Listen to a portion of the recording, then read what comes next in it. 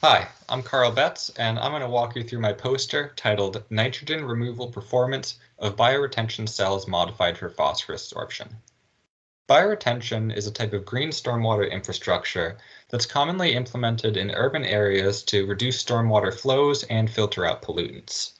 The nutrient removal performance, however, of bioretention has been variable, with some systems actually acting as sources of nitrogen and phosphorus.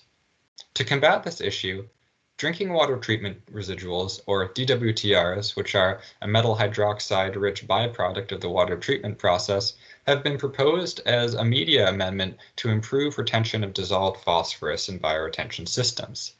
A lot less attention has been given, however, to the potential effects that DWTR amendment might have on nitrogen cycling in bioretention. So the purpose of this research was to evaluate any of those potential trade-offs or benefits that DWTR amendment might have on nitrogen removal in bioretention systems. And this was evaluated both in the laboratory and in the field. For our laboratory experiment, large columns were constructed with profiles of simulated bioretention media. There is an experimental control shown on the left, and then DWTR treated columns where the central sand layer was replaced with 10% DWTR by volume, and DWTRs from 3 different sources were evaluated. These columns were then subjected to 10 simulated storm events, and effluent concentrations of nitrate and ammonium were measured. In the field experiment, 4 roadside bioretention cells were monitored for the 2019 and 2020 seasons. And these bioretention cells were broken into treatment groups with 2 control cells and 2 DWTR amended cells. And these had the same media profile as the large column experiment, with the exception of the presence of plants in the field cells. Let's dive into the results of the large column experiment. Effluent concentrations of ammonium and nitrate for each storm event are shown, with ammonium on the left and nitrate on the right. And the horizontal black line indicates the inflow concentrations of ammonium and nitrate. So for ammonium, all 4 treatments, both the control and the DWTR amended columns, acted as a slight sink of ammonium, and for nitrate, all columns of all treatments acted as a slight source.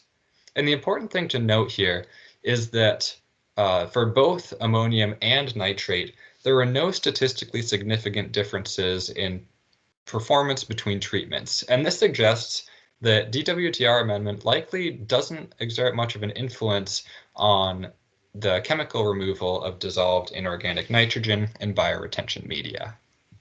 Now for the field experiment results, this is a graph showing the inflow and outflow concentrations of 5 nitrogen species in storms over the 2019 and 2020 seasons.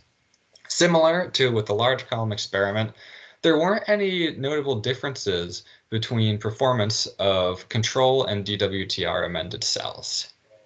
So this just further suggests and shows that DWTR amendment doesn't really have a large impact on nitrogen cycling in bioretention systems. One important thing to note, though, is that in these cells, particulate nitrogen was the only species with statistically significant reductions shown across all 4 treatments. So these cells were really designed with phosphorus removal in mind, not nitrogen, and the nitrogen removal performance suffered because of that design. Looking at concentrations of nitrate and dissolved organic nitrogen over the 2-year monitoring period, the average removal efficiencies for those 2 nitrogen species were actually negative, showing that nitrate and dissolved organic nitrogen were leaching from the bioretention systems. And because that performance is undesirable and this phosphorus targeted approach didn't remove dissolved nitrogen effectively, we recommend in watersheds where nutrient pollution is a concern to include design elements specifically targeted at dissolved nitrogen removal in bioretention systems, such as an internal water storage zone with a carbon source to promote microbial denitrification. Thank you.